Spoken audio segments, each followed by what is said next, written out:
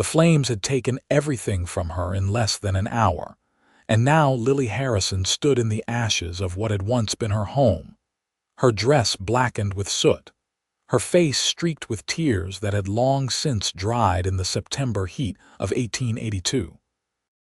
The two-story farmhouse where she had lived with her late husband Thomas for 5 years had been reduced to charred timber and smoking ruins. The barn where they had kept their horses and cattle, nothing more than skeletal beams reaching toward the cloudless Dakota sky.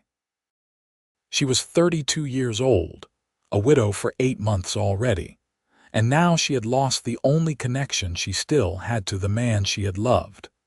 The sun was setting over Hot Springs, South Dakota, painting the sky in shades of orange and crimson that reminded her too much of the fire.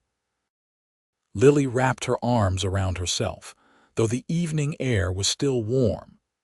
She had been in town buying supplies when someone had ridden in shouting about smoke coming from the Harrison place. By the time she had gotten her wagon back out to the property, there was nothing left to save. The volunteer firefighters had tried, but the drought had made everything dry as kindling, and the wind had spread the flames faster than anyone could contain them. "Madam, you cannot stay out here tonight." The voice was deep and gentle, with a slight drawl that marked its owner as someone who had spent most of his life working under the open sky. Lily turned to see a tall man approaching through the settling dusk, his hat in his hands. She recognized him vaguely from town, though they had never been formally introduced. He was somewhere in his mid-30s, with dark hair that needed a trim and brown eyes that held genuine concern. "I have nowhere else to go," Lily said quietly, her voice hoarse from the smoke she had inhaled trying to salvage anything from the wreckage. She had managed to grab a metal box containing her marriage certificate and a few photographs before the heat had driven her back, but that was all. Her clothing, her furniture, Thomas's tools, the money they had been saving, the quilts her mother had made before she died, all of it was gone. "Name's Frank Yates," the man said, taking a few steps closer but maintaining a respectful distance. "I have a ranch about 5 miles west of here. It is not much, but I have a spare room in the house where my housekeeper stays sometimes. She is visiting her sister in Rapid City right now, so the room is empty. You are welcome to it for as long as you need." Lily studied him in the fading light. Frank Yates was weathered in the way that men who worked with cattle and horses always were, his face tanned from years in the sun, fine lines around his eyes from squinting across open ranges. He wore dusty work clothes, his boots scuffed and practical.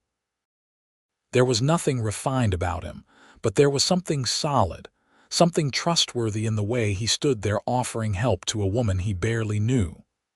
"I could not impose like that," Lily began, but Frank shook his head. "Madam, it is almost dark, and you have been through hell today. There is no imposition. My mother would rise from her grave and haunt me if I left a woman alone in these circumstances." He gestured toward the ruins of her home. "Whatever caused this, it was not your fault. Lightning strike, maybe, or a spark from the stove. These things happen, especially in drought years like this one." Lily felt fresh tears prick at her eyes. She had been holding herself together through sheer force of will, but this stranger's kindness threatened to break through her carefully maintained composure. "I do not even know you," she whispered. "Then you will get to know me," Frank said simply. "Hot Springs is a small town, Mrs. Harrison. We look after our own. Now, do you have a horse, or did you come in a wagon?" "Wagon," Lily said. "It is tied up near what used to be the front gate." "Right then. I will follow you back to my place. It is too dark to stay out here, and you look like you are about to collapse." He put his hat back on and turned toward where his own horse was waiting, a sturdy bay gelding that looked as practical and dependable as its owner. Lily did not have the energy to argue. She walked on unsteady legs to where her wagon stood, the two draft horses that pulled it waiting patiently, despite the lingering smell of smoke. She climbed onto the seat, her body aching from the physical and emotional exhaustion of the day, and picked up the reins. Frank mounted his horse and gestured westward, and she followed him into the gathering darkness. The ride to Frank's ranch took nearly an hour in the dim light. Lily focused on keeping the wagon on the rutted road, her mind numb with shock. She kept seeing flashes of orange flame, kept smelling the acrid smoke, kept remembering the horrible sound of the roof collapsing into what had once been her bedroom. Everything she and Thomas had built together was gone. The life they had planned, the children they had hoped to have, the future they had dreamed about during long winter evenings, all of it reduced to ash and memory. When they finally reached Frank's property, Lily could make out the dark shapes of buildings in the moonlight.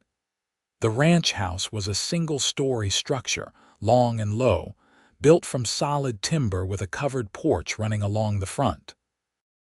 There was a large barn set back from the house, and several corrals where she could hear horses moving in the darkness. It was a working ranch, clearly, with the kind of practical layout that spoke of a man who knew how to run a cattle operation efficiently. Frank dismounted and came to help her down from the wagon. "Let me get your horses settled in the barn," he said. "They look about done in." "I can help," Lily offered, but Frank shook his head. "You go on inside. The door is unlocked. There is a lamp just to the right when you walk in. The spare room is the second door on the left down the hallway. I will be in shortly." Lily did as she was told, too tired to protest. She found the lamp and got it lit with shaking hands, then stood for a moment looking around Frank's home. The main room served as both kitchen and living area, with a large stone fireplace dominating one wall and a sturdy wooden table surrounded by mismatched chairs in the center. The furniture was simple but well made, the kind of pieces built to last rather than to impress. Everything was surprisingly neat for a bachelor household, dishes washed and stacked on shelves, a pair of boots lined up neatly by the door, a rifle hung over the fireplace mantel. She found the room Frank had indicated and set the lamp on a small table beside the narrow bed. The room was plain, with whitewashed walls and a simple quilt folded at the foot of the bed, but it was clean and it was shelter, and right now that was more than Lily had any right to expect. She sat down on the edge of the bed and finally allowed herself to cry properly, great wrenching sobs that came from somewhere deep in her chest. She cried for Thomas, dead of pneumonia the previous winter. She cried for the home they had built together. She cried for the future that kept slipping further and further away from her grasp. She was still crying when she heard Frank's boots on the wooden floor of the hallway. He stopped outside her door but did not enter, respecting her privacy even in her grief. "Mrs. Harrison, I am going to make some coffee and heat up some stew," he called through the door. "You should eat something when you are ready. Take your time." Lily tried to answer but could not get the words out past the tears. She heard Frank's footsteps retreat toward the kitchen, and she was grateful for his tactful withdrawal. She cried until she had no tears left, until she was hollow and empty and numb. Then she stood, splashed some water on her face from the basin on the dresser, and made herself walk out to face whatever came next. Frank was stirring a pot on the cast iron stove when she emerged. He glanced at her, taking in her red eyes and tear-stained face, but said nothing about it. "Stew will be ready in a few minutes," he said. "It is just beef and vegetables, nothing fancy, but it is filling." "Thank you," Lily said, her voice barely above a whisper. She sat down at the table, her hands folded in her lap. "Mr. Yates, I do not know how I will ever repay you for this kindness." "Nothing to repay," Frank said, ladling stew into 2 bowls and bringing them to the table. He set one in front of her along with a spoon, then fetched the coffee pot and 2 cups. People help each other out here. That is how we survive. Lily looked down at the bowl of stew. Her stomach was a tight knot of anxiety, and she did not think she could eat anything. But Frank was watching her with those steady brown eyes, and she found herself picking up the spoon. The stew was good, rich and hearty, and after the first few bites she discovered she was ravenous. She had not eaten since breakfast, before the world had caught fire. They ate in silence for a while, the only sounds the clink of spoons against bowls and the crackle of the fire in the stove. Lily studied Frank when she thought he was not looking. He had strong hands, calloused from hard work, and he ate with the efficient movements of a man who viewed meals as fuel rather than entertainment. There was something calming about his presence, something that made her feel less alone than she had in the hours since the fire. "How long have you had this ranch?" Lily asked finally, needing to fill the silence with something other than her own dark thoughts. "About 10 years now," Frank said. "Bought it with money. I saved working as a ranch hand for other outfits. It was just a small holding when I started, maybe 50 head of cattle and a shack that was not much bigger than the barn. I have been building it up slowly. Got about 200 head now, and I added onto the house 4 years back." He took a sip of his coffee. "It is not the biggest spread in these parts, but it is mine, and it turns enough profit to keep me going." "Do you run it by yourself?" Lily asked. "Mostly," Frank said. "I hire on a couple of hands during spring roundup and for driving cattle to market, but day to day it is just me. I have a housekeeper, Mrs. Patterson, who comes out a few times a week to help with the cooking and cleaning, but like I said, she is visiting family right now." He studied Lily for a moment. "What about you? Were you running your husband's place alone?" Lily nodded. "Thomas died last winter, pneumonia. We had 60 acres, a small herd of cattle, some chickens and pigs. I had been managing it as best I could, but it was hard. Thomas did most of the heavy work when he was alive." She swallowed hard. "I suppose it does not matter now. It is all gone." "Not all of it," Frank said quietly. "The land is still there. Fire cannot take that away." "The land is mortgaged," Lily said bitterly. "The bank in Hot Springs holds the note. Thomas borrowed money to buy equipment and livestock. We were paying it back, but with him gone and me trying to manage everything alone, I fell behind. I was going to lose the place anyway in a few months when the note came due. At least this way I do not have to watch the bank take it from me." Frank was quiet for a long moment. "That is a hard thing," he said finally. "But you are alive, Mrs. Harrison, and that counts for something. You can rebuild." "With what?" Lily asked, hearing the despair in her own voice. "I have no money, no home, no livestock. I have the clothes on my back and a few photographs in a metal box. That is all I have left in the world." Frank looked at her across the table, his expression serious. "You have yourself," he said. "You have your strength and your will and your knowledge. Those are worth more than money or livestock. The rest we can figure out." "We," Lily repeated, surprised by his choice of words. Frank seemed to realize what he had said and looked slightly embarrassed. "I just meant that folks around here will help. The community, I mean. People will want to do what they can." Lily finished her stew and pushed the bowl away. She was exhausted, so tired she could barely keep her eyes open. "I should let you get your rest," she said, starting to stand. "Mrs. Harrison," Frank said, and she paused. "I know we do not know each other well, but I want you to understand something. You have a place here for as long as you need it. No strings, no expectations. You take whatever time you need to figure out your next move. Is that clear?" Lily felt tears threatening again, but she blinked them back. "Why are you being so kind to me?" she whispered. "You do not even know me." Frank stood and carried the bowls to the wash basin. With his back to her, he said, "My mother was widowed when I was 12.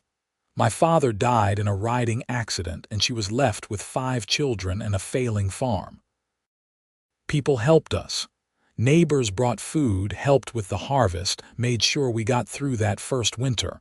Without them, I do not know what would have happened to us." He turned to face her. "I learned from that.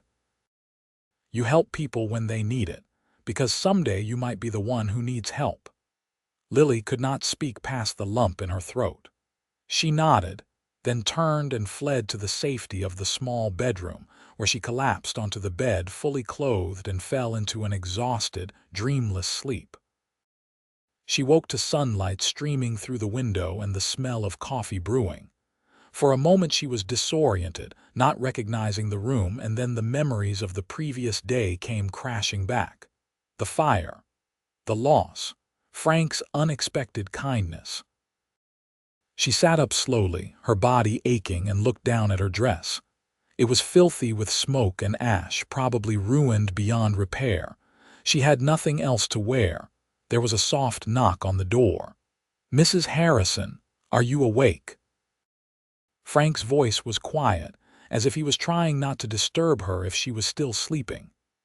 "Yes," Lily called, running her fingers through her hair in a futile attempt to make herself presentable. "I am riding into town this morning," Frank said through the door. "Figured I would stop by Mrs.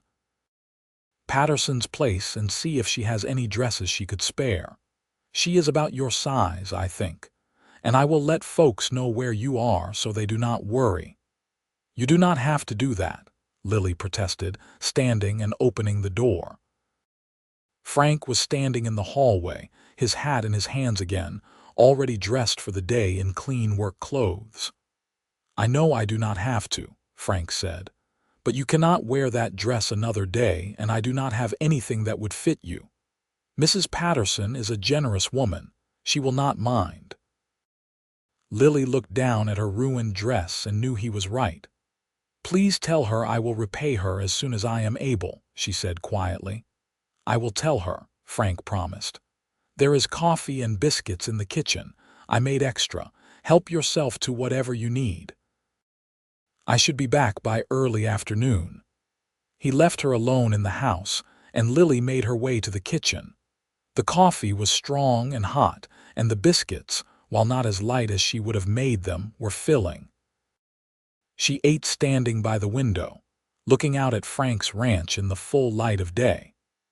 The property was larger than she had realized in the darkness, with several outbuildings she had not noticed and extensive corrals that spoke of a successful cattle operation. Frank had clearly worked hard to build this place, and it showed in every well-maintained fence and sturdy structure. After she ate, Lily explored the house a bit more, telling herself she was just trying to familiarize herself with the place, and not admitting that she was curious about the man who had taken her in. The house was simple but comfortable, with 2 bedrooms in addition to the small room she was staying in. Frank's bedroom door was open, and she could see a neatly made bed and a few personal items on a dresser. The 3rd bedroom appeared to be used for storage, with saddles and tack and ranch equipment carefully organized along the walls. There were no photographs anywhere, no feminine touches that might indicate Frank had ever been married or had a sweetheart. The house felt like the domain of a man who lived alone and was comfortable with his own company.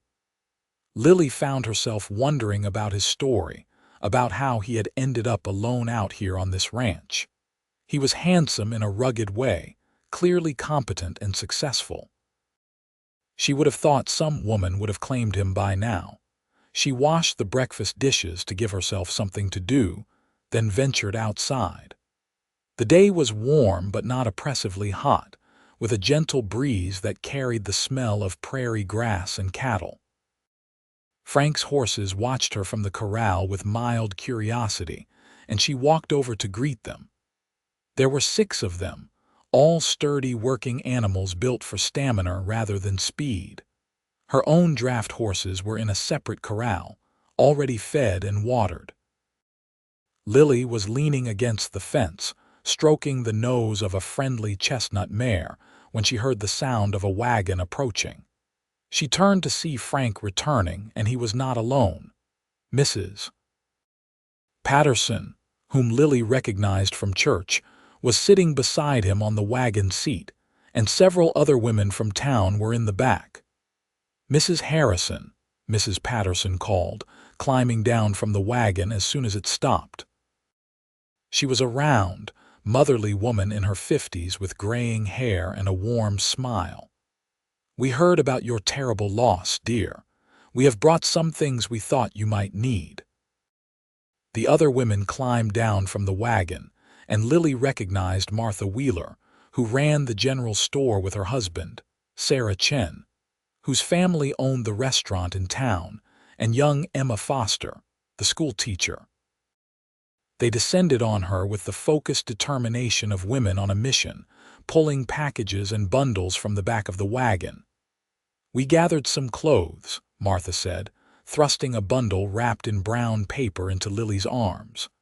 "Dresses, undergarments, a nightgown. They are not new, but they are clean and in good repair. And some personal items," Sarah added, handing over a smaller package. "A brush, some soap, a few other things you will need." Emma, who could not have been more than 22 or 23, gave Lily a shy smile. "I made you a shawl," she said, offering a length of soft blue wool. "The nights can get cold, even in September." Lily felt overwhelmed by their generosity. "I do not know what to say," she managed. "Thank you all so much." "Nonsense," Mrs. Patterson said briskly. "This is what neighbors do. Now, Mr. Yates has kindly offered to let us use his kitchen to organize a few things. Ladies, shall we?" Before Lily could protest, she was swept into the house by the group of women. They took over Frank's kitchen with cheerful efficiency, unpacking baskets of food and organizing it on his shelves. There were jars of preserves, sacks of flour and sugar, dried beans and rice, a wheel of cheese, fresh bread, and even a cake wrapped in cloth. "The whole town wanted to help," Martha explained as she worked. "When word got out about the fire, people started bringing things to the store. We figured we would deliver them out here since this is where you are staying." Frank stood awkwardly in the corner of his own kitchen, clearly unused to having so many people in his home. His eyes met Lily's across the room, and he gave her a small, encouraging smile. She found herself smiling back, grateful for his presence even though they barely knew each other. "Now then," Mrs. Patterson said once everything was unpacked and organized. "Mrs. Harrison, you should go change into some proper clothes. Mr. Yates, perhaps you could show us what work needs doing around here. I am sure these ladies would be happy to help with anything that needs a woman's touch." Frank looked alarmed at the prospect of the women reorganizing his house, and Lily had to suppress a laugh. "That is very kind," Frank said carefully, "but I think Mrs. Harrison probably needs some rest rather than a work party. She has been through a lot."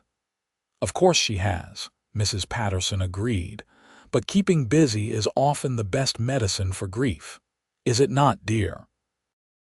Lily realized the older woman was giving her an out, a way to feel useful rather than helpless. "Actually, that sounds wonderful," she said. "Let me change, and then perhaps I can help with something." She took the bundle of clothes to her small room and opened it with trembling hands.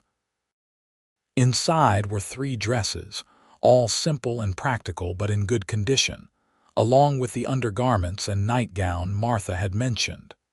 There was even a pair of sturdy boots that looked like they might fit.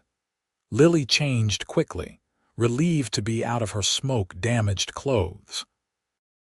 The dress she chose was a deep green calico that fit reasonably well, and the boots, while a bit loose, would do with an extra pair of socks. When she emerged, the women had already commandeered Frank's house and were discussing what needed doing. Despite Frank's protests that everything was fine, Mrs. Patterson had identified several tasks that apparently required immediate attention, from curtains that needed mending to a stubborn stain on the kitchen floor that refused to come clean. "Mr. Yates, why do you not take Mrs. Harrison out to see the ranch?" Mrs. Patterson suggested, shooing them both toward the door. "Show her around while we take care of a few things here. We will have everything sorted by the time you get back." Frank looked like he wanted to argue, but he was clearly outmatched. "Yes, madam," he said, grabbing his hat and escaping out the front door. Lily followed, and they both paused on the porch, listening to the sounds of energetic cleaning coming from inside. "I am sorry," Lily said. "I did not mean to bring an invasion down on you." Frank surprised her by laughing, a warm, genuine sound that crinkled the corners of his eyes. "Those women are a force of nature," he said, "but they mean well. Come on, I will show you around before they decide to redecorate the whole place." They walked together across the ranch yard, Frank pointing out various buildings and explaining his operation. He had a good setup, Lily could see, with everything organized efficiently for running cattle. He explained his breeding program, his plans for expanding the herd, the challenges of finding good grazing land during dry years like this one. "You really love this, do not you?" Lily said as they stood looking out over a pasture where cattle grazed peacefully. "It is a good life," Frank said simply. "Hard work but honest. I like being my own boss, like building something that is mine." He glanced at her. "Your husband felt the same way, I imagine." "He did," Lily agreed softly. "Thomas loved the land, loved working with his hands. He used to say that a man who could feed himself from his own work was truly free." She paused. "I thought I could keep his dream alive after he died, but I was not strong enough." "Strength has nothing to do with it," Frank said firmly. "Running a ranch alone is nearly impossible, especially for a woman. Not because you are not capable," he added quickly, "but because society is not set up to help women in that situation. The bank would have given your husband more time to pay his debts, but they do not extend the same courtesy to widows. That is not your failure. That is the world being unfair." Lily looked at him with new respect. "You do not talk like most men I know," she said. Frank shrugged. "My mother raised 5 children alone and turned a failing farm into a successful one. She taught me that women are just as capable as men when given a fair chance. Most people just do not want to give them that chance." They walked in comfortable silence for a while, and Lily found herself relaxing in Frank's presence. He did not try to fill every moment with conversation, did not seem uncomfortable with silence. He just walked beside her, solid and reassuring, answering her questions about the ranch when she asked, but otherwise letting her set the pace. When they returned to the house, the women had indeed transformed it. Curtains had been mended, floors scrubbed, and the entire place seemed brighter and more welcoming. Mrs. Patterson was putting the finishing touches on what appeared to be a pot roast for dinner, and the other women were preparing to leave. "There now," Mrs. Patterson said with satisfaction. "All done. Mr. Yates, you have a lovely home, you just needed a few small touches." "Thank you, ladies," Frank said, looking around his transformed kitchen with bemused appreciation. "I think." The women laughed and began gathering their things. Before they left, Martha pulled Lily aside. "The whole town is talking about what happened to your place," she said quietly. "Mr. Reynolds at the bank mentioned that you still owe on the mortgage. Some of us are going to talk to him about forgiving the debt. It does not seem right to hold you responsible when you have lost everything." Lily felt tears prick her eyes again. "I do not know what to say. Everyone has been so kind." "You are one of us," Martha said simply. "That is what matters. Now you take care of yourself and do not hesitate to ask if you need anything. And Mrs. Harrison," she added with a meaningful look, Mr. Yates is a good man, one of the best. You are in safe hands here." After the women left, Frank and Lily found themselves alone together for the first time since breakfast. The house felt different, somehow, warmer and more alive than it had been that morning. They ate the pot roast Mrs. Patterson had made, and this time their conversation flowed more easily. Frank told her stories about his childhood in Nebraska, about his mother's determination to keep the family together after his father died, about his decision to come to Dakota Territory to start his own ranch. Lily found herself telling him about her life too, about growing up in Iowa as the daughter of a shopkeeper, about meeting Thomas when he came through town looking for supplies for his westward journey, about their decision to marry and build a life together in Hot Springs. She had not talked about Thomas to anyone in months, afraid that she would break down, but with Frank it felt safe to remember. "He sounds like he was a good man," Frank said when she finished. "He was," Lily agreed. "I loved him very much. I still do, I suppose, even though he is gone." She looked at Frank across the table. "Is that strange, to love someone who is not here anymore?" "Not strange at all," Frank said gently. "Love does not just disappear because someone dies. It changes maybe, but it is still there." He paused. "I was engaged once, about 5 years ago. Her name was Catherine. She died of scarlet fever 2 weeks before our wedding." "Oh, Frank," Lily breathed, using his first name without thinking. "I am so sorry." "It was a long time ago," Frank said, but she could see the old pain in his eyes. "I thought I would never get over it, but eventually the hurt became less sharp. I learned to live with it, to remember the good times without letting the loss destroy me. That is all we can do, really. Keep living, keep moving forward." They sat together in the lamplight, two wounded people finding unexpected comfort in each other's company. Lily realized that for the first time since the fire, she did not feel completely alone.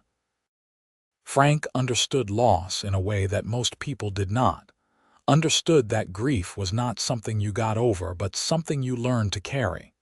Over the next few days, they fell into an easy routine.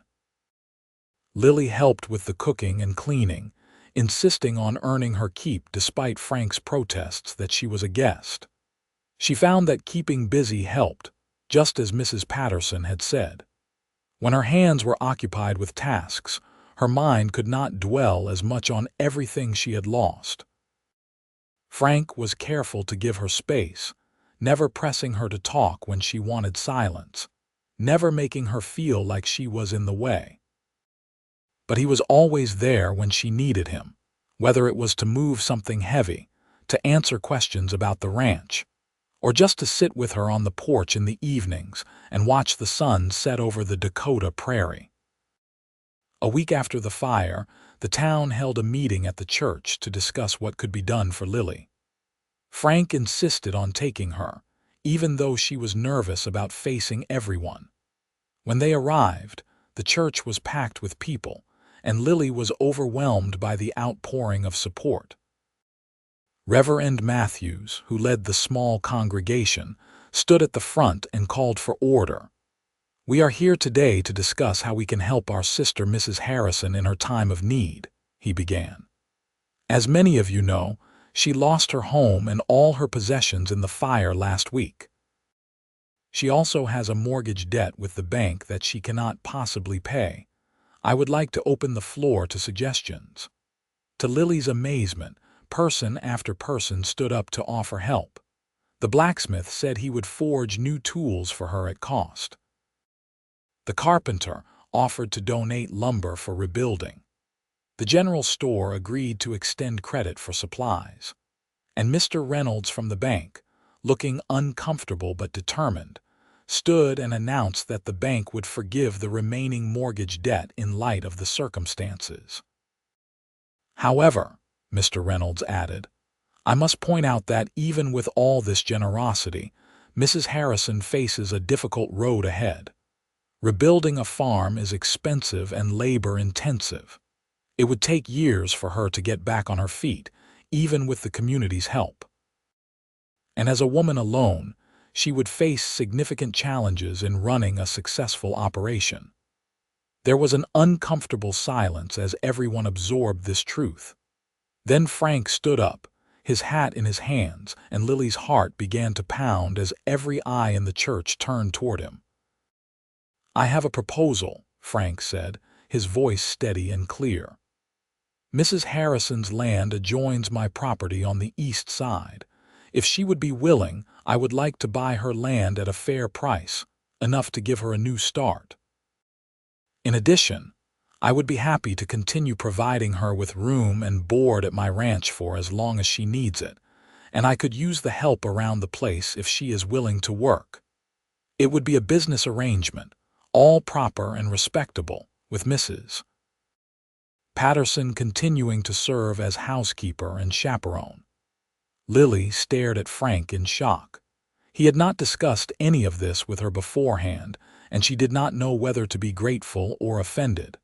Before she could formulate a response, however, Mrs. Patterson stood up. "I think that is a very generous offer, Mr. Yates," the older woman said. "But perhaps we should let Mrs. Harrison have some time to consider it before we make any decisions on her behalf. This is her life we are discussing, after all."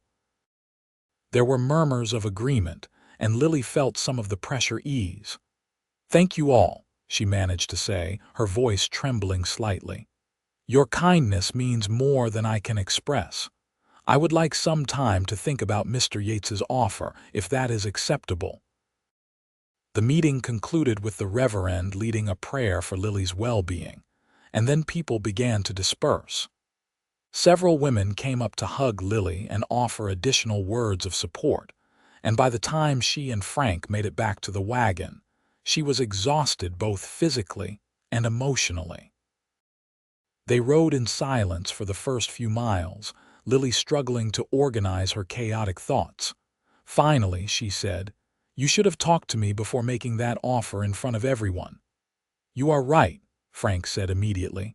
"I apologize. I should have discussed it with you first. I just wanted to offer a solution, and in the moment, it seemed like the right thing to say." "It put me in an awkward position," Lily said, but her anger was already fading. She could tell from his tone that he genuinely had not meant any harm. "What if I do not want to sell my land? What if I want to try to rebuild?" Frank was quiet for a moment. "Then I would help you rebuild," he said simply. "The offer to buy the land was just one option, Lily. If you want to keep it and try again, I will help you however I can. I just thought that maybe selling it would give you the resources to start fresh somewhere else if that is what you want." "And what about the job offer?" Lily asked. "Is that real, or were you just trying to make me look less like a charity case in front of the town?" "It is real," Frank said. "I could use the help, honestly. Mrs. Patterson only comes out a few times a week, and there is more work than I can manage alone. You have already been helping around the place, and you are good at it. If you want to stay on and work for wages, I would be happy to employ you." Lily looked at him in the fading light. His profile was serious, his attention focused on driving the wagon, but she could see the sincerity in his expression. "What about you?" she asked quietly. "What do you want, Frank?" He glanced at her, something unreadable in his brown eyes. "I want whatever will help you most," he said. "That is the truth. If selling the land and moving away would be best for you, then that is what I want. If staying and rebuilding would be better, then I want that. I just want you to have a chance at a good life." "Why?" Lily asked. "Why do you care so much about what happens to me? We barely know each other." Frank pulled the wagon to a stop, right there in the middle of the road, and turned to face her fully. "Because I know what it is like to lose everything that matters," he said intently. "I know what it is like to feel like the world has ended and there is no point in going on. And I know what it is like to have someone reach out a hand and pull you back from that edge. After Catherine died, I did not want to live anymore, but my mother refused to let me give up. She made me keep going day after day until eventually the days did not hurt quite so much. You helped me tonight, Lily, whether you know it or not." "I helped you," Lily said, confused. "How?" "Because for the first time in 5 years, I felt like I had a purpose beyond just surviving," Frank said. "Helping you, being there for you, it made me remember what it is like to care about someone else's well-being. I had forgotten that feeling, had gotten so used to being alone that I had stopped thinking about anything beyond the next day's work. You reminded me that there is more to life than that." Lily felt something shift in her chest, a warmth that spread through her like sunlight breaking through clouds. She looked at Frank, really looked at him, and saw not just a kind stranger who had offered her shelter, but a man who understood her in ways she had not expected. A man who had suffered loss and survived it, who had chosen to reach out to someone else in pain rather than withdrawing into himself. "I do not want to sell the land," she said slowly, working through her thoughts as she spoke. "Not yet, anyway. It is the last piece of Thomas that I have, and I am not ready to let it go. But I do not think I can rebuild there either. Every time I look at that place, all I see is fire and destruction." "That is understandable," Frank said, "but I like it here," Lily continued. "At your ranch, I mean. I like the work, and I like the peace and quiet, and I like you, Frank. You make me feel safe, which is something I have not felt in a very long time." She took a deep breath. "If your job offer is genuine, I would like to accept it. I would like to stay and work for you, at least for a while, until I figure out what comes next." Frank smiled, a genuine, warm expression that transformed his usually serious face. "The offer is genuine," he said, "and I am glad you are staying. More glad than I probably should be, considering we have only known each other a week." "It feels like longer than that," Lily said softly. "Is that strange?" "No," Frank said, picking up the reins again and starting the wagon moving. "I feel the same way. Like maybe we were meant to meet, even if it took a tragedy to bring us together." Over the following weeks, Lily settled into her new life at Frank's ranch. She rose early each morning to make breakfast, spending the mornings cleaning and cooking while Frank worked with the cattle. In the afternoons, she often helped him with the horses or mended tack in the barn, learning the rhythms of ranch work. Mrs. Patterson came out 3 times a week as she always had, serving as both helper and chaperone, making sure everything remained proper and respectable. Lily found that she enjoyed the work more than she had expected. There was something satisfying about the physical labor, about ending each day tired in body but calm in mind. And Frank was a good teacher, patient and thorough, never making her feel foolish when she made mistakes. More than that, she enjoyed his company. Frank was unlike any man she had known before. He was quiet but not distant, serious but capable of dry humor that caught her by surprise. He treated her as an equal, asking for her opinions on ranch matters and actually listening to her answers. He never tried to tell her what to do or think, never assumed he knew better than her simply because he was a man. They fell into the habit of sitting together on the porch after dinner, watching the sunset and talking about everything and nothing. Frank told her about the places he had been before settling in Hot Springs, about working on ranches across Nebraska and Wyoming, about the characters he had met and the lessons he had learned. Lily told him about her childhood, about her dreams and fears, about the life she had imagined for herself and how different reality had turned out. One evening in late October, as they sat wrapped in blankets against the growing chill, Frank said, "Your land should be safe until spring. No one is going to try to claim it or build on it over the winter. That gives you time to decide what you want to do with it." "I know," Lily said. "I have been thinking about it a lot. Part of me wants to keep it, to honor Thomas's memory by holding on to the land he loved." But another part of me thinks that maybe letting it go would be better, would allow me to move forward instead of staying stuck in the past. There is no right answer, Frank said. Whatever you decide will be the right choice for you. Lily turned to look at him in the gathering darkness. What would you do if you were me? Frank considered the question carefully.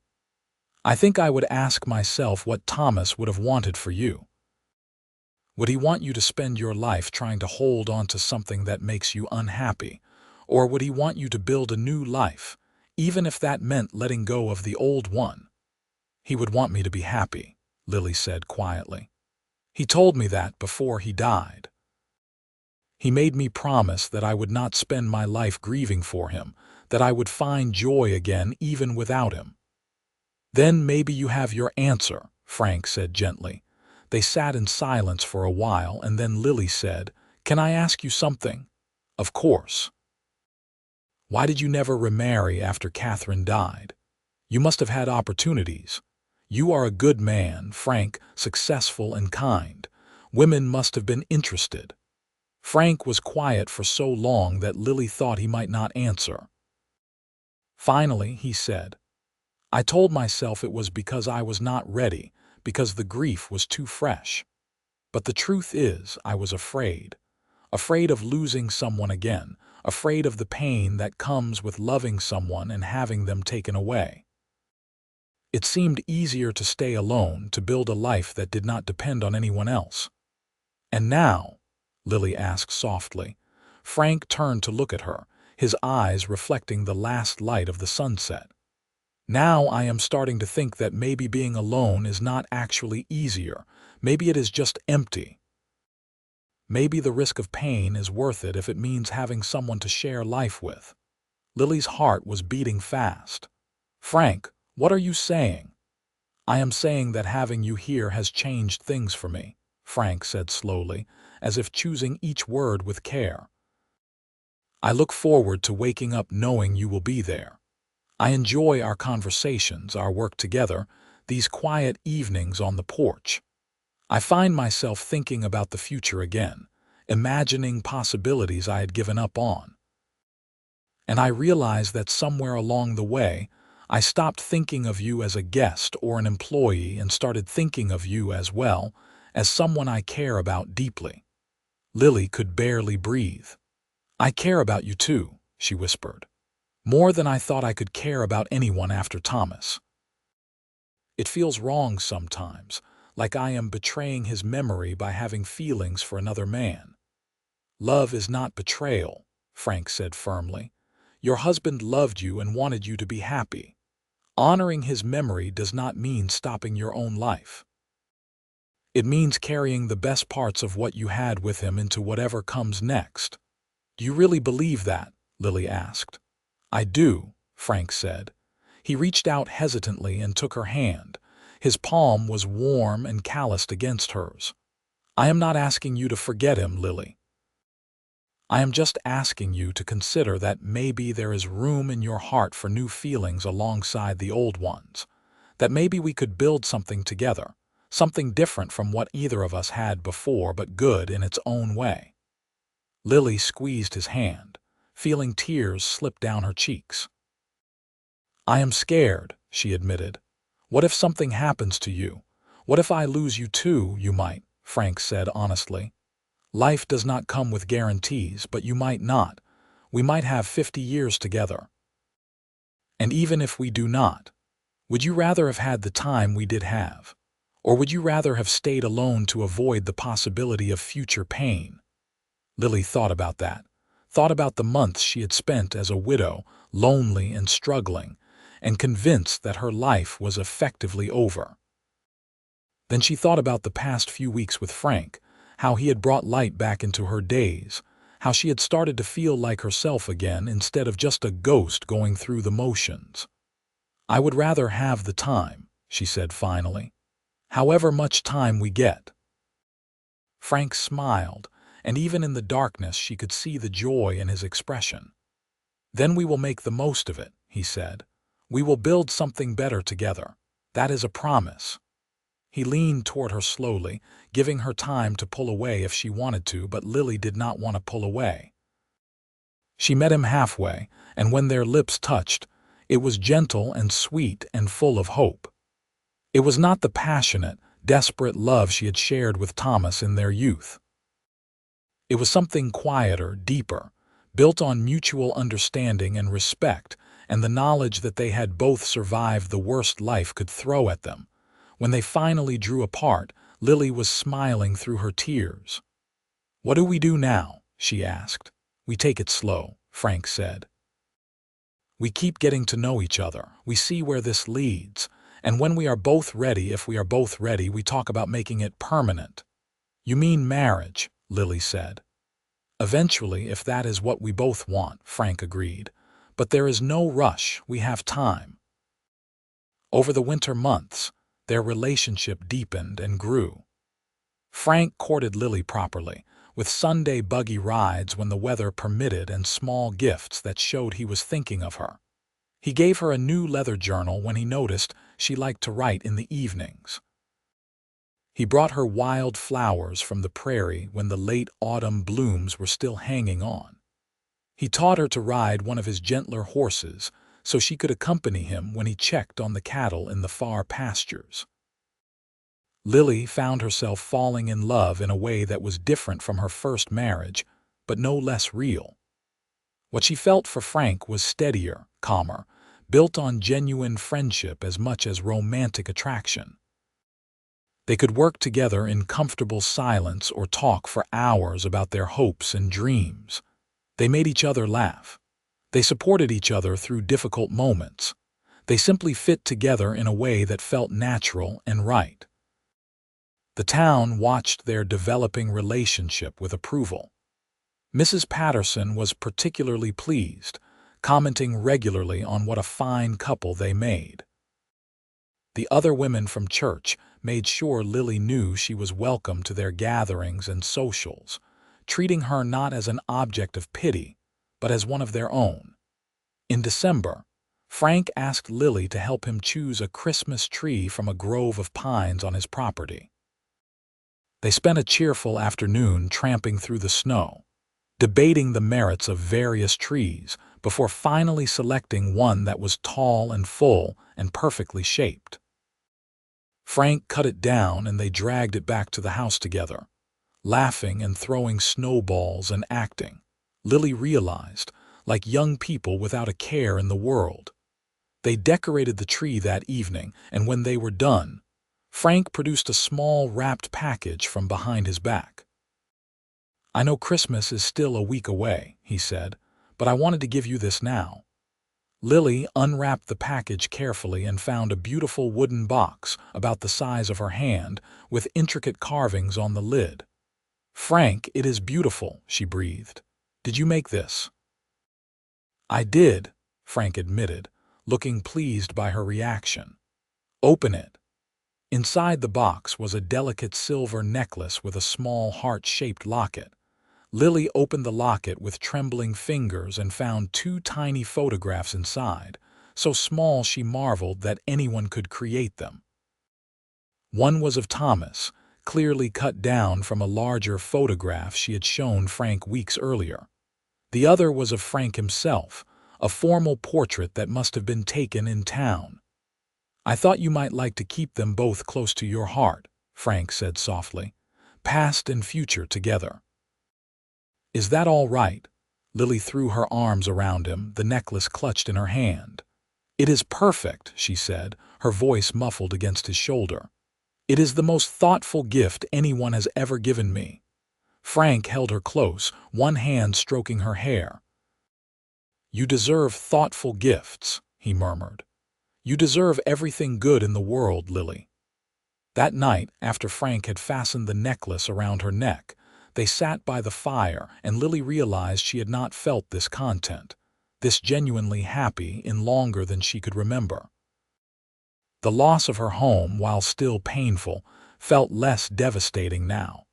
She had found something new, something unexpected and precious, and she was ready to embrace it fully. On Christmas morning, Lily woke early and made Frank's favorite breakfast, eggs and bacon and fresh biscuits with honey. When he emerged from his bedroom, she handed him a package of her own.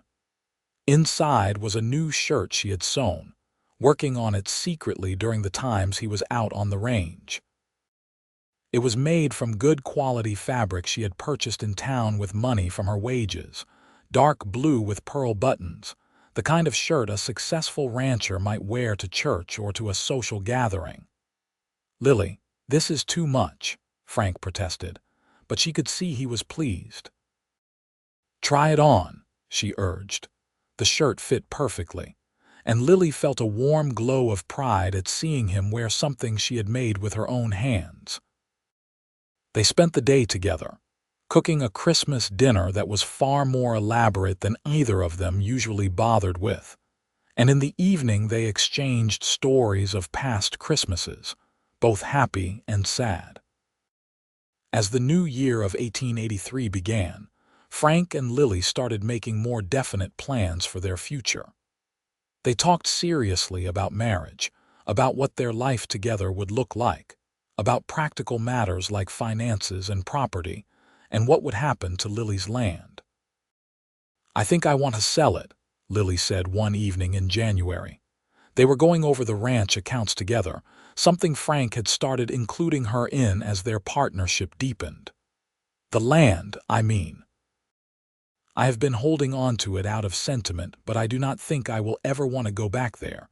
Better to sell it to someone who will use it properly." "Are you sure?" Frank asked. "There is no rush to decide."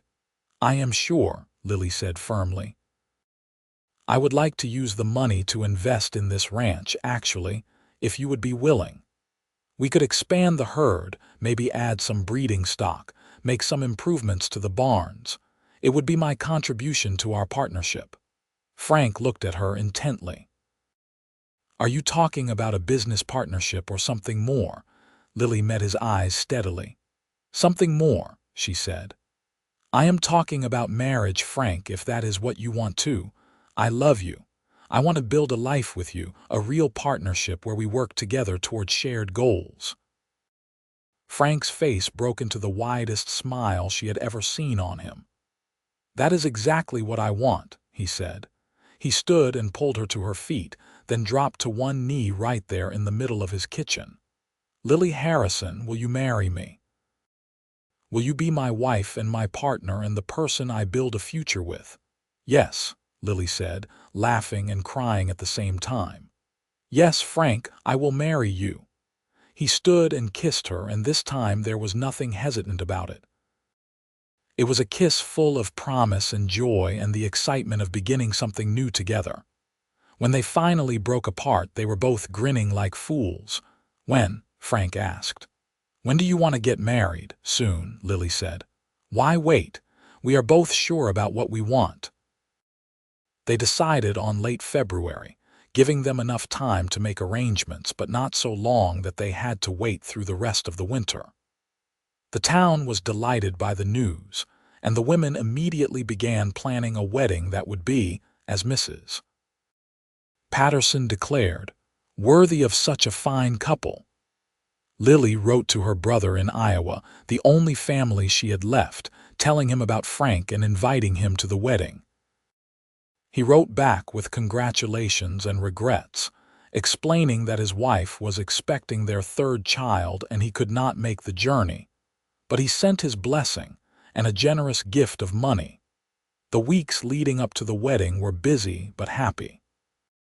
Frank surprised Lily by announcing that he was adding 2 more rooms onto the house, giving them a proper bedroom suite and a small sitting room. "I want you to have space that is yours," he explained. "Not just my house that you happen to live in, but our home that we create together." Lily helped with the construction when she could, holding boards steady while Frank hammered, painting walls in colors they chose together. Watching their home take shape was deeply satisfying, a tangible symbol of the life they were building. The wedding took place on a cold but clear Saturday in late February. The church was packed with well-wishers, seemingly the entire town of Hot Springs turning out to celebrate. Lily wore a dress that Emma Foster and several of the other young women had sewn for her, a beautiful creation of ivory silk with lace at the collar and cuffs. Frank wore his new blue shirt along with a formal coat borrowed from the reverend, and he looked so handsome that Lily felt her breath catch when she saw him waiting for her at the altar. The ceremony was simple but moving. They exchanged traditional vows, promising to love and honor each other through whatever life might bring. When Frank slipped a simple gold band onto Lily's finger, she felt like she was not losing her old life, but adding to it, carrying Thomas's memory forward into this new chapter. The reception afterward was held in the church hall, with food and music and dancing that lasted well into the evening. Lily danced with Frank, with several of the other men from town, and finally with Frank again as the evening wound down. He held her close as they swayed to a fiddle tune, his cheek resting against her hair.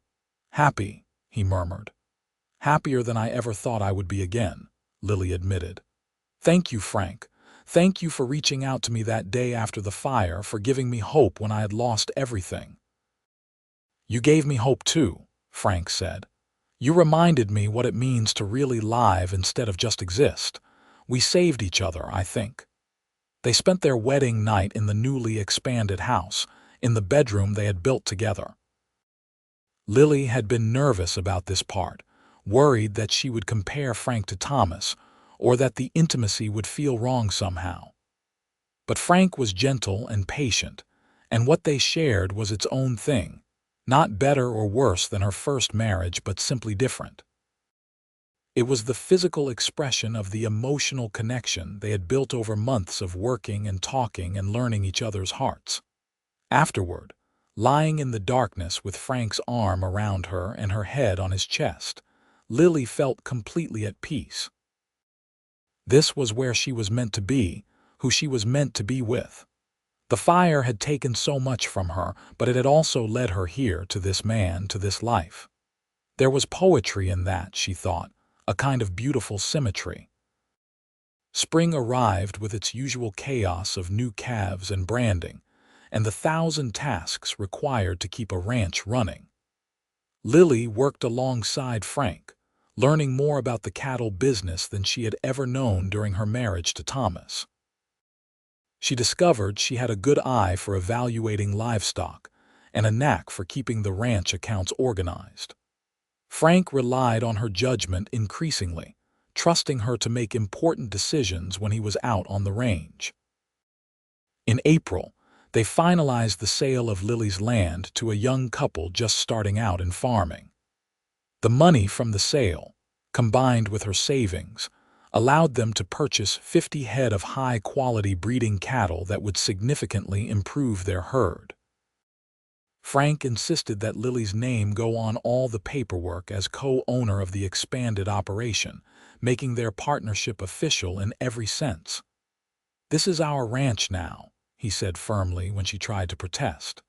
"Not mine. Ours.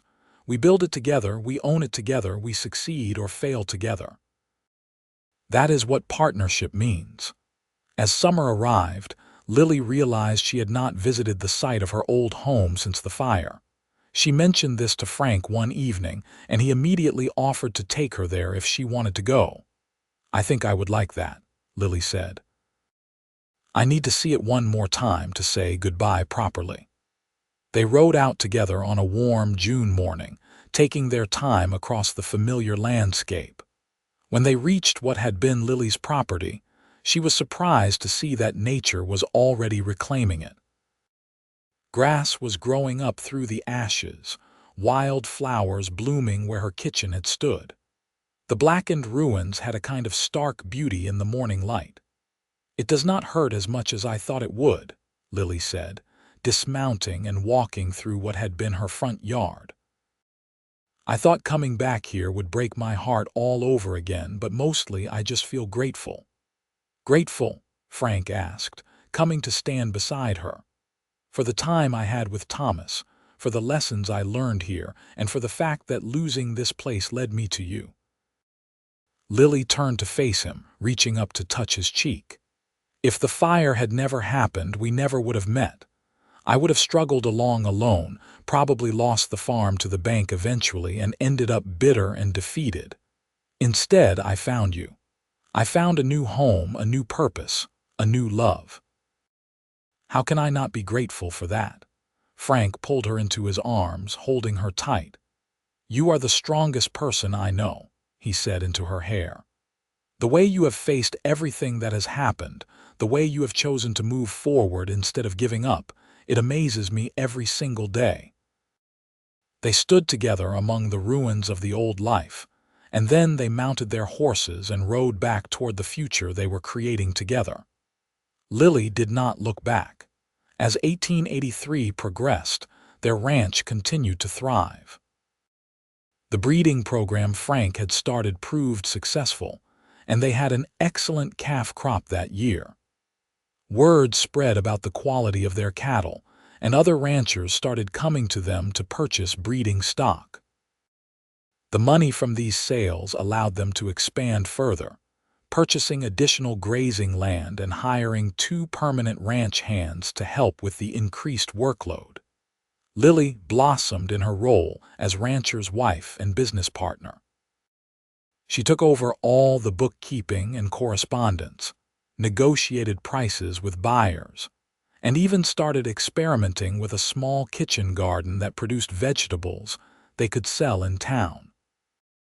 She was so busy and engaged with life that sometimes days would pass without her thinking about the fire or mourning what she had lost.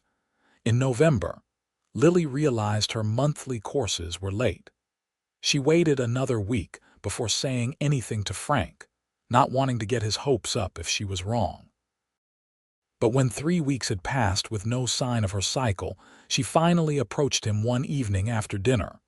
"Frank, I think I might be pregnant," she said, the words tumbling out in a rush. He looked at her with such sudden joy that she felt tears spring to her eyes. "Are you sure?" he asked. "Not completely," Lily admitted. "But I am 3 weeks late, and I have been feeling tired and queasy in the mornings. I think we should wait a bit longer before we get too excited, but yes, I think I am going to have a baby." Frank crossed the room in 3 strides and swept her into his arms, spinning her around until she was laughing and begging him to put her down. "This is the best news," he said, setting her gently on her feet but keeping his arms around her. "A baby, our baby." "God, Lily, I am so happy I can barely stand it." "You really want this?" Lily asked, needing to hear him say it. "More than anything," Frank said fervently. "I want a family with you, Lily. I want children and grandchildren and a house full of noise and life. I want to build something that lasts beyond just us." Lily rested her head against his chest, listening to the steady beat of his heart. She had been afraid to hope for this, afraid that fate would take it away from her as it had taken so much else. But standing here in Frank's arms, feeling the warmth of his joy, she allowed herself to believe that maybe, finally, things were going to work out. The pregnancy was confirmed by the doctor in Hot Springs, and by Christmas of 1883, Lily was 4 months along and starting to show. She felt better than she had in the early months, the morning sickness fading, replaced by a seemingly endless appetite and a nesting instinct that had her rearranging the house constantly. Frank was delighted by every change, every milestone. He read books about babies and pregnancy, asked the doctor endless questions, and started building a cradle in his workshop during the long winter evenings. Watching him carefully sand and polish the wood, his face intent with concentration, Lily felt a surge of love so strong it almost hurt. "You are going to be a wonderful father," she told him one evening as she watched him work. Frank looked up and smiled. "I hope so. I am certainly going to try. I want our children to grow up knowing they are loved and valued, that they can be whoever they want to be." "Our children," Lily repeated softly. "It still does not feel quite real yet." "It will when the baby gets here," Frank predicted. Then it will feel very real, especially during those nights when we are both exhausted and wondering what we got ourselves into. Lily laughed. Are you trying to scare me? Just being realistic, Frank said, returning to his sanding. But I think we can handle it. We have handled everything else life has thrown at us. A baby cannot be that much harder than running a ranch through a drought year. As winter gave way to spring, Lily grew larger and more uncomfortable, but also more excited. She sewed baby clothes with help from the women in town, washed and folded tiny garments, and arranged and rearranged the small room they had set aside as a nursery. Frank painted the walls a cheerful yellow and built shelves to hold the growing collection of baby things that people kept giving them. The whole town seemed invested in their coming child, with advice flowing freely from every mother Lily encountered. Mrs. Patterson in particular took it upon herself to make sure Lily knew everything she needed to know about childbirth and infant care, sharing stories from her own experiences raising 6 children. In early June of 1884, on a warm evening when the prairie was alive with the sounds of crickets and night birds, Lily went into labor. Frank sent one of the ranch hands racing into town for the doctor and Mrs. Patterson while he stayed with Lily, holding her hand through the contractions and trying not to let her see how terrified he was. Mrs. Patterson arrived first, taking charge with the calm efficiency of someone who had attended dozens of births. The doctor arrived an hour later, and between them, they got Lily through the long night of labor. Frank stayed with her the whole time, despite Mrs. Patterson's initial protests that it was not proper for men to be present during childbirth. "She is my wife," Frank said firmly. "I am not leaving her." Lily was grateful for his presence, for the strength of his hand in hers, for his quiet encouragement during the worst of the pain. And when their son finally entered the world just as dawn was breaking, his angry cries filling the room, Frank was the first person besides the doctor to hold him. "He is perfect," Frank breathed, staring down at the tiny, red-faced baby in his arms with absolute wonder. "Lily, he is absolutely perfect." Lily, exhausted but elated, reached out to take her son. He was small but healthy, with a surprising amount of dark hair and eyes that would probably turn brown like his father's. She cradled him against her chest, feeling the weight of him, the realness of him, and started to cry. "What is wrong?" Frank asked, immediately concerned. "Nothing," Lily said through her tears. "Everything is right. Everything is so perfectly, wonderfully right. We did it, Frank. We built something better together. We built a family." They named him Samuel Thomas Yates, honoring both Frank's father and Lily's first husband. Frank held his son for hours that first day, walking the floor of their bedroom with Samuel cradled carefully in his arms, talking to him in a low, gentle voice about all the things they would do together as he grew up. Lily watched from the bed, her heart so full she thought it might burst. She had lost everything in that fire 2 years ago, had stood in the ashes of her old life, and thought she had nothing left to live for. And now here she was, in a home she loved with a man she adored, holding their newborn son and looking forward to a future that stretched out before them full of possibility. "Thank you," she said softly, and Frank looked up from the baby. "For what?" "For finding me that day. For offering me hope when I had none. For saying we would build something better together. You kept your promise, Frank. All of this is so much better than anything I could have imagined." Frank came to sit on the edge of the bed, still holding Samuel. "We kept our promise," he corrected gently. "Both of us. We built this together, Lily. Equal partners in everything." She leaned her head on his shoulder and they sat like that for a long time, watching their son sleep, counting his tiny fingers and toes, marveling at the miracle of him. The first few months with a new baby were as exhausting and overwhelming as Frank had predicted, but they were also full of joy. Samuel was a relatively easy baby, quick to smile and generally content as long as he was fed and dry. Frank was completely besotted with his son, rushing through his work on the ranch each day so he could spend time with the baby in the evenings. Lily found motherhood came more naturally than she had expected. She loved the quiet moments of nursing Samuel, the way he would look up at her with such trust and contentment. She loved watching Frank with their son, seeing this strong, capable man reduced to helpless adoration by a baby's toothless grin. As Samuel grew, their lives settled into a new rhythm. The ranch continued to thrive, their reputation for quality cattle spreading throughout Dakota Territory. They were prosperous enough now to afford the luxuries they had once only dreamed of, but they remained grounded and practical, reinvesting most of their profits back into the operation. When Samuel was 18 months old, Lily discovered she was pregnant again. This time she was less surprised and more confident, knowing what to expect. Frank was just as delighted as he had been with the first pregnancy, already planning how to expand the house to accommodate their growing family.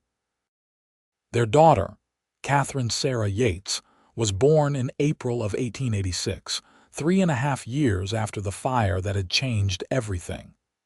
She was tiny and perfect, with Lily's fair coloring and Frank's serious expression. Samuel, now a sturdy toddler, was fascinated by his new sister, insisting on helping with everything from diaper changes to bath time. Watching Frank juggle both children, reading stories to Samuel while rocking Catherine to sleep, Lily felt a contentment deeper than anything she had ever known. This was what home meant, she realized. Not a building or a piece of land, but the people you loved and the life you built with them. Years passed in a blur of hard work and happiness. Samuel grew into a bright, energetic boy who loved helping his father with the cattle. Catherine was quieter but equally determined, often found following her mother around the house or garden, asking endless questions about everything. In 1889, they had another son, Michael James, who had his father's brown eyes and his mother's quick smile.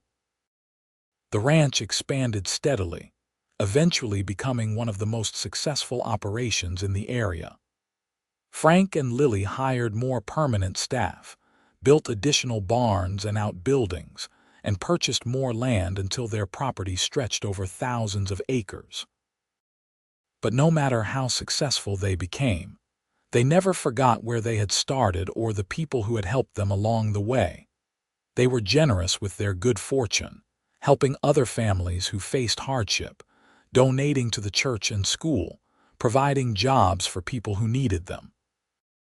When younger couples came to them for advice on starting their own ranches, Frank and Lily always made time to help, remembering how lost Lily had felt after the fire and how Frank's kindness had given her a second chance. On a warm September evening in 1892, exactly 10 years after the fire, Frank and Lily sat together on their porch watching the sunset. Their children were playing in the yard, their laughter carrying on the evening breeze. The house behind them was full of life and love, the ranch prosperous and secure, their future bright. "Do you ever think about that day?" Frank asked, his arm around Lily's shoulders. "The day of the fire, sometimes," Lily admitted, "but not with sadness anymore. Mostly I think about it as the day my life truly began, the day I met you." "I think about it too," Frank said. "I think about standing there in the ruins of your home, seeing you so lost and broken, and deciding that I had to help. I had no idea that helping you would end up saving me too." Lily turned to look at him, this man who had become her whole world. He was older now, lines deeper around his eyes, hair starting to gray at the temples, but to her he was more handsome than ever. He wore his years and his success with quiet dignity, still the same solid, dependable man who had offered her shelter when she had nothing. "You told me we would build something better together," she said softly. "Do you think we did?" Frank looked out at their children, at their thriving ranch, at the life they had created from the ashes of loss and grief. Then he looked at his wife, the woman who had taught him how to love again, how to hope again, how to truly live. "Better than I ever dreamed possible," he said, pulling her close and kissing the top of her head. "So much better than I ever dreamed." As the stars began to appear in the darkening sky, they sat together in comfortable silence. Two people who had lost everything and found each other, who had built something beautiful and lasting from the ruins of the past. The fire had taken Lily's home, but it had led her to this, to Frank, to their children, to a love that was deep and true and permanent. She thought about Thomas sometimes, usually with fondness rather than pain, grateful for the time they had shared and for the lessons he had taught her.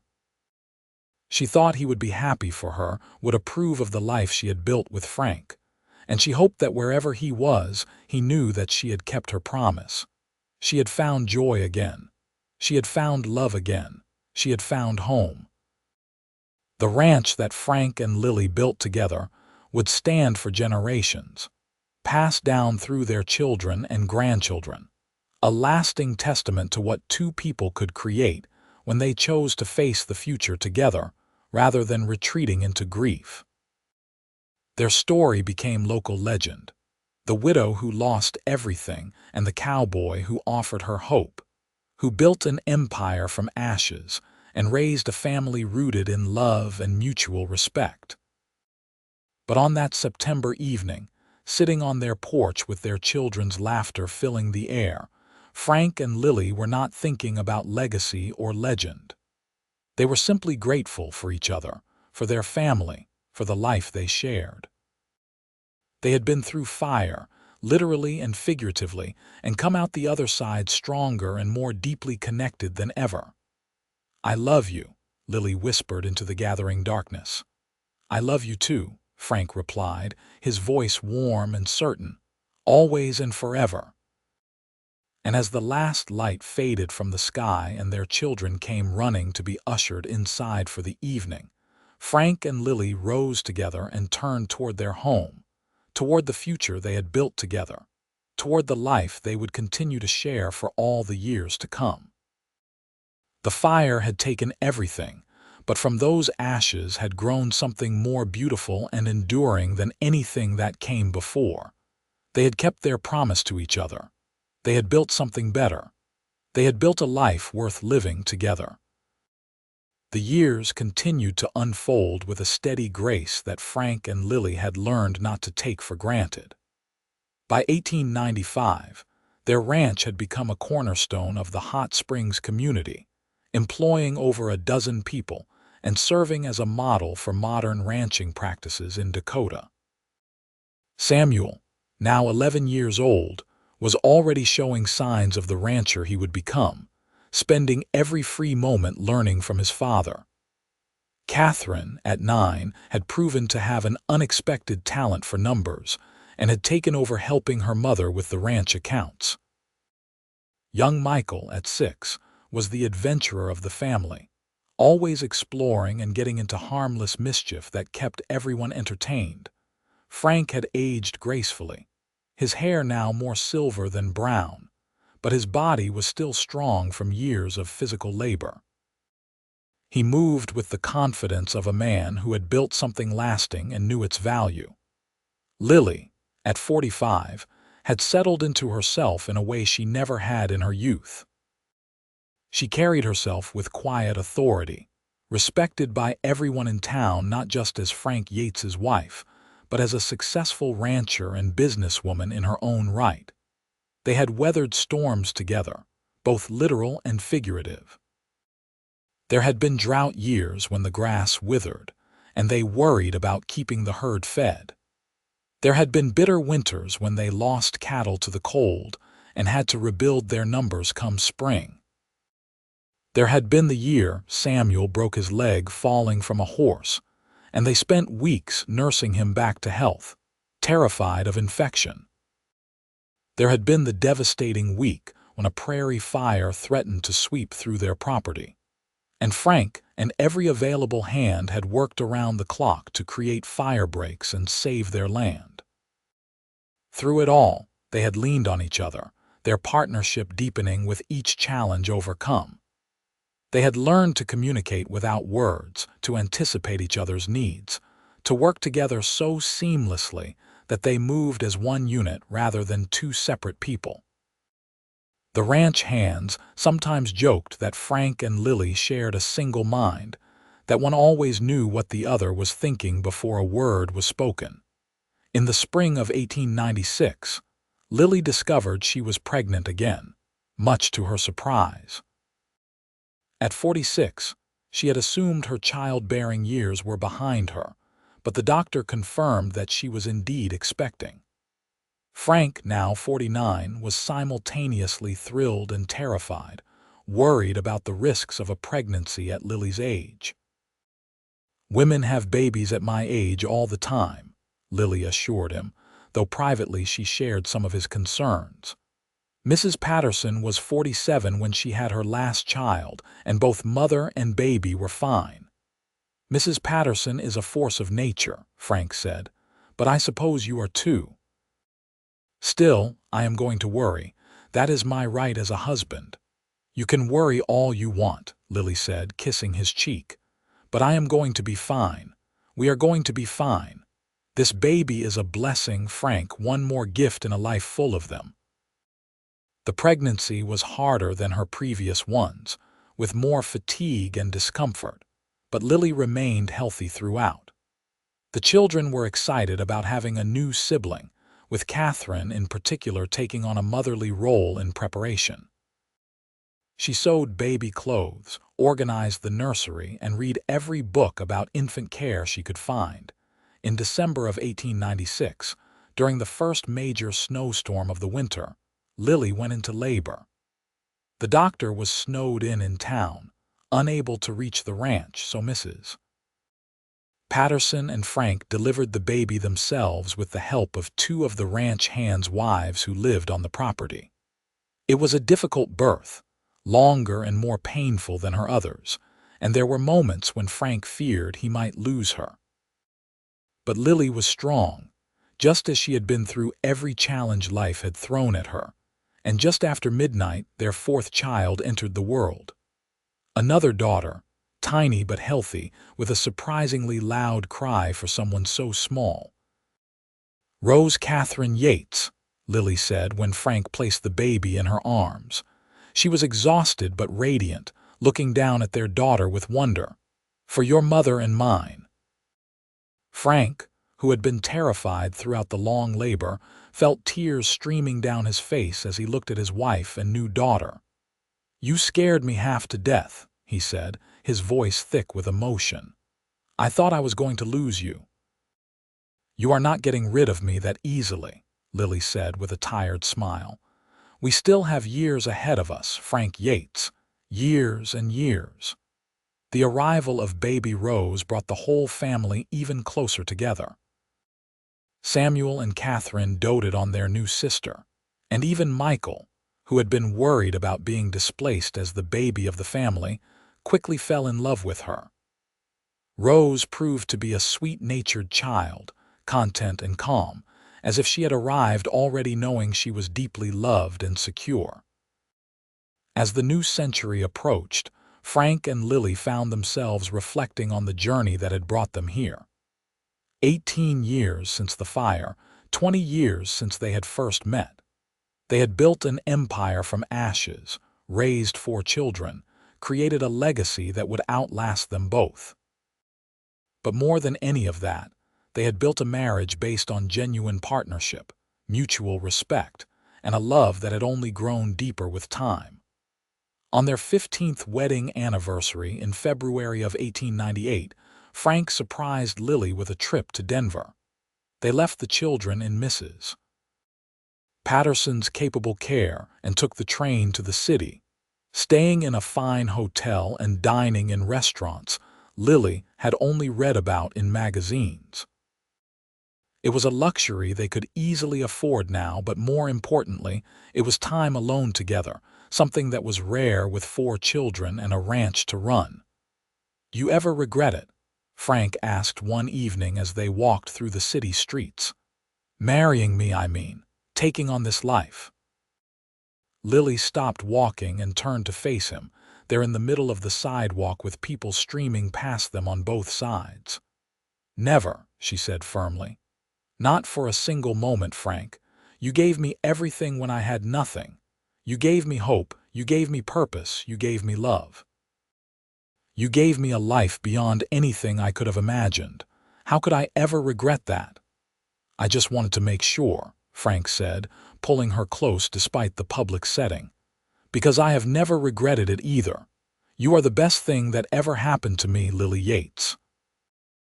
They returned home renewed and reconnected, ready to face whatever the future held. And the future, it turned out, held mostly good things. The ranch continued to prosper. Their children grew and thrived. Samuel began courting a neighbor's daughter, a sensible young woman named Margaret who Lily approved of immediately. Catherine announced her intention to attend college in the East, wanting to study business so she could eventually help run the ranch more effectively. Michael declared he wanted to be a veterinarian, fascinated by animals and their care. And Rose, growing quickly despite her small beginning, showed signs of having her mother's practical nature and her father's steady temperament. By 1903, when Samuel married Margaret and brought her to live on the ranch, Frank and Lily had been married 20 years.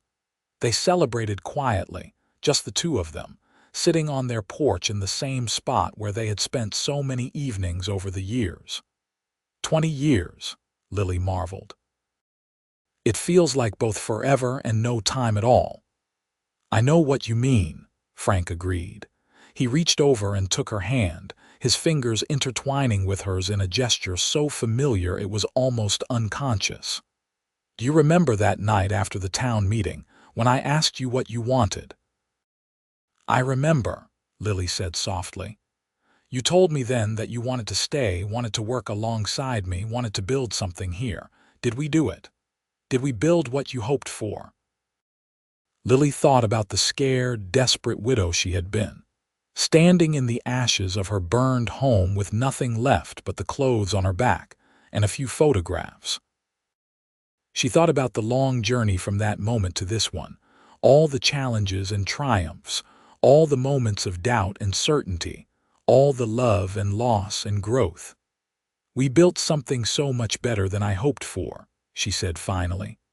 "I was just trying to survive back then, Frank. I could not see beyond the next day, the next week. I certainly could not imagine this, all of this. The ranch, our children, our life together. You told me we would build something better, and you were right. We did. We really did." Frank raised her hand to his lips and kissed it gently. "I could not have done any of it without you," he said. "You were never just someone I was helping, Lily.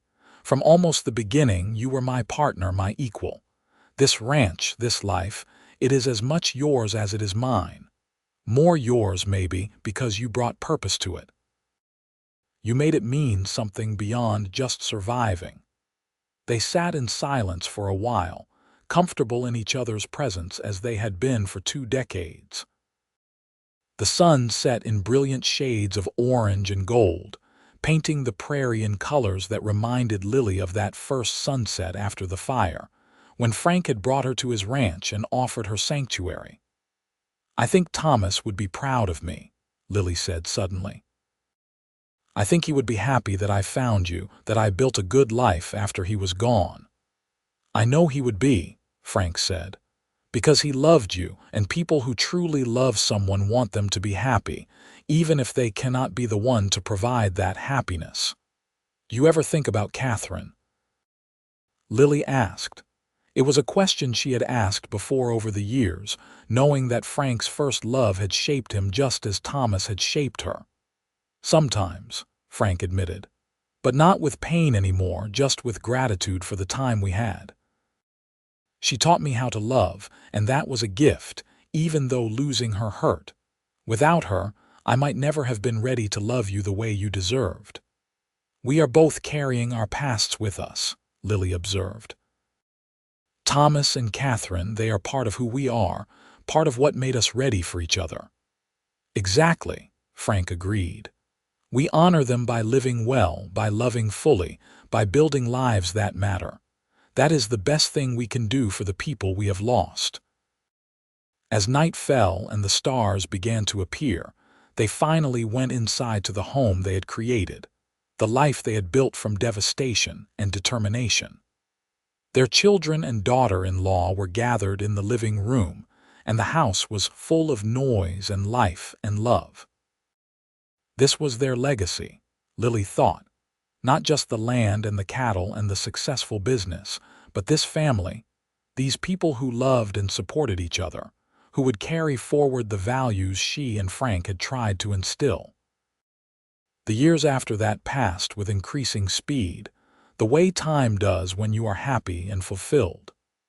Catherine did go east to college, studying business and economics before returning to Hot Springs to help run the ranch's increasingly complex financial operations. Michael went to veterinary school in Omaha and returned home to set up a practice that served not just their ranch but all the surrounding area. Rose grew into a beautiful young woman with her mother's intelligence and her father's quiet strength. Samuel and Margaret had 3 children, giving Frank and Lily their first grandchildren. Watching Frank hold his grandson for the first time, seeing the wonder and joy on his face, Lily felt her heart swell with happiness. They were building something that would last, something that would continue long after they were gone. By 1910, when Frank was 63 and Lily was 60, they began to step back from the day-to-day operations of the ranch. Samuel had proven himself a capable manager, and Catherine handled all the business and financial matters with skill that exceeded even her mother's. They still lived on the ranch, still participated in major decisions, but they were able to take more time for themselves, to enjoy the life they had built rather than constantly working to expand it. They traveled sometimes, taking the train to visit Catherine when she was away at conferences, going to see Michael and his new wife in Omaha, spending time with each of their children and growing number of grandchildren. But they always came back to the ranch, to the home they had built together, to the land that had given them everything. On a warm September afternoon in 1912, 30 years exactly after the fire that had changed both their lives, Frank and Lily walked out to the site where Lily's old home had stood. They had not been there in years, and nature had completely reclaimed it. There was no sign anymore of the tragedy that had occurred here, just prairie grass and wildflowers swaying in the breeze. "It is beautiful," Lily said, looking around at the peaceful scene. "I used to see only destruction when I thought about this place, but now I just see possibility. This is where my new life began, where everything changed for the better." "Should we put up a marker?" Frank asked. "Something to remember," Lily shook her head. "No, I do not think so. Let it just be prairie again. Let it return to what it was before anyone tried to build here. The real memorial to what happened here is not here anyway. It is back at our home, in our children and grandchildren, in the life we built together. That is what matters." They stood together for a few more minutes, saying a silent goodbye to the past, and then they turned and walked back toward the future. Frank's steps were slower than they once had been, his back a bit stooped from decades of hard labor, but he was still strong, still vital. Lily's hair was completely silver now, her face lined with the evidence of years of laughter and tears, but she moved with the confidence of a woman who knew exactly who she was and what she had accomplished. They reached their wagon and Frank helped Lily climb up onto the seat, then joined her. As they drove back toward their ranch, toward home, Lily slipped her hand into Frank's. "Thank you," she said, "not for the first time and certainly not for the last." "For what?" Frank asked, though he knew. They had this conversation periodically, a ritual of gratitude and love. "For seeing me that day, truly seeing me and deciding I was worth saving. For offering me hope when I had none. For being patient while I learned to love again. For building this life with me. For everything, Frank. Thank you for everything." Frank squeezed her hand gently. "You saved me just as much as I saved you," he reminded her. "We saved each other. That is what love is, I think. Two people deciding to face the world together, to lift each other up, to build something better than either could manage alone." "Then we succeeded," Lily said with satisfaction. "We definitely succeeded." They drove on through the golden afternoon light, two people who had found each other in the aftermath of tragedy and built a love story that would be remembered for generations. Behind them lay 30 years of hard work and dedication, of challenges overcome and dreams realized. Ahead of them lay more years together, fewer perhaps than they had already shared, but no less precious for that. The ranch that had started as Frank's modest operation and grown into a thriving empire would continue long after they were gone. Their children and grandchildren would carry it forward, adding their own chapters to the story. But the foundation would always be that moment 30 years ago when a cowboy had looked at a widow standing in the ruins of her life and said, "We will build something better together." And they had. Against all odds, through loss and grief and determination, they had built something beautiful and lasting. They had built a home, a family, a legacy. They had built a love that time could not diminish and hardship could not break. They had built exactly what they promised each other they would build, something better. As the sun began to set, painting the sky in those familiar shades of orange and gold, Frank and Lily Yates drove home to the ranch they had built together, to the life they had created from ashes, to the future they would continue to share for all their remaining days. The fire had taken everything, but it had also been the beginning of everything. And neither of them would change a single moment of the journey that had brought them here, together, home.